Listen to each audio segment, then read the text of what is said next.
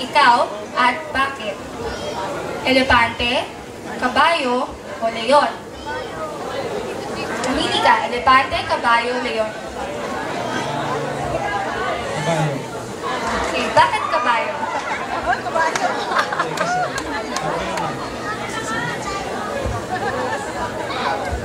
Parang sa buhay din ng tao yan, di ba?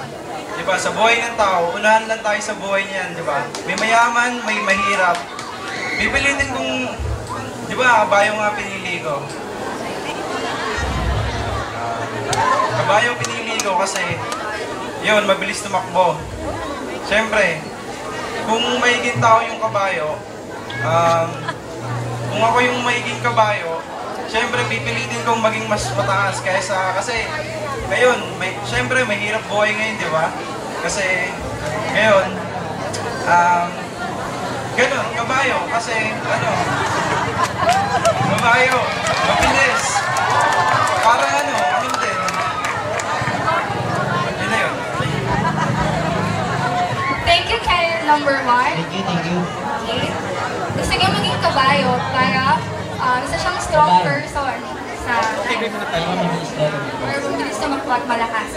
Ngayon, tawagin na natin ang candidate number 2, Mr. Damiel Lawrence Garcia. Hello? Kumusta ka? Okay lang. Okay, sige, pumili ka na ng tanong.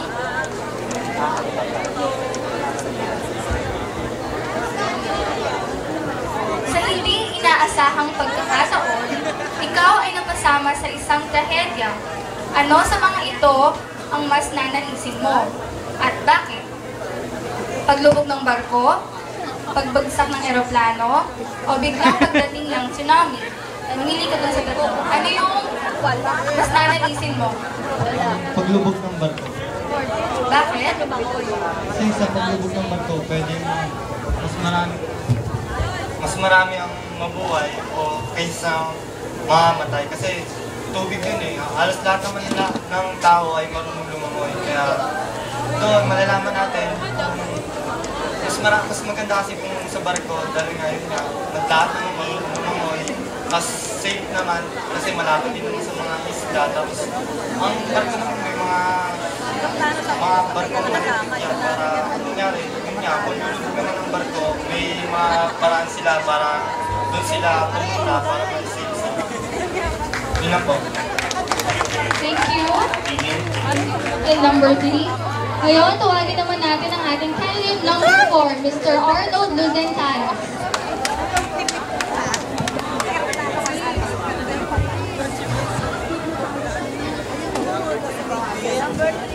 Candidate number 3, Mr. Reginald Ramos. Hello? Sumasali ka na ba dati sa mga ganitong katimpala? Last year po, dito rin po sa Mr. Pogi 2007. Okay. So, patingin mo ba, mas kampante ka ba ngayon na meron kang chance na ikaw na maging Mr. Pogi ngayon? Hindi man po masyado. Ang sa akin lang po kasi, once na may experience ka na ng ganito, hanggat kaya mo pa ipagpatuloy, pagpapatuloy. Wow, tama nga. Sige, umili ka na ng tanong.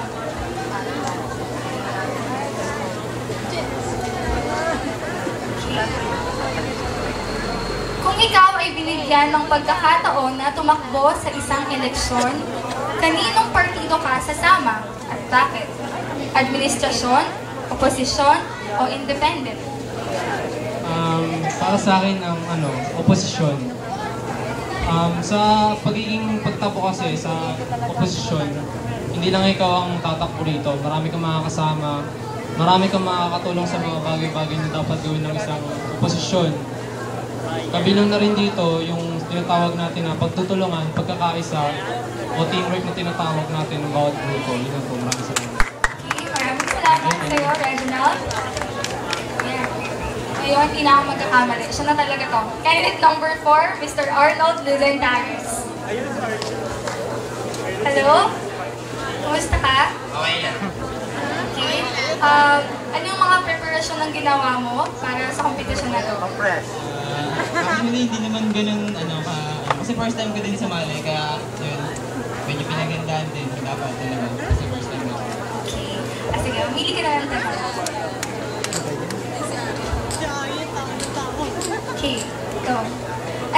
iyo ang tunay na kahulugan ng salitang pagmamahal? Para sa akin, yung ang kahulugan ng salitang pagmamahal ay yung pagmamahal sa isang tao na hindi tinitingnan kung anong meron sa panglabas ng kanyang. Kung siya, mahal naman siya kung anong meron sa Wow! So, tapat ka talagang magmahal. Hindi mo pinabasa sa panlabas ng kaanyuan. naman po. Maraming salamat sa'yo. Wow. Okay. Ngayon, candidate number 5, Mr. Jason Cabillas. Hello? Kumusta ka? Kumusta ka naman? Okay lang. Ano nararamdaman mo ngayon? Medyo natatenso kasi maraming tao.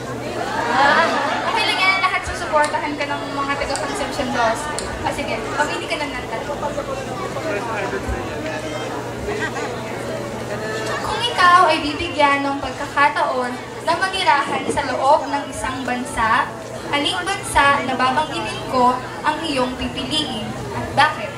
Afghanistan, Ethiopia, or Iraq? Para po sa akin, Afghanistan na lang po. Afghanistan. Bakit Afghanistan? Dahil mas medyo po safe sa Afghanistan kaysa po sa Iraq.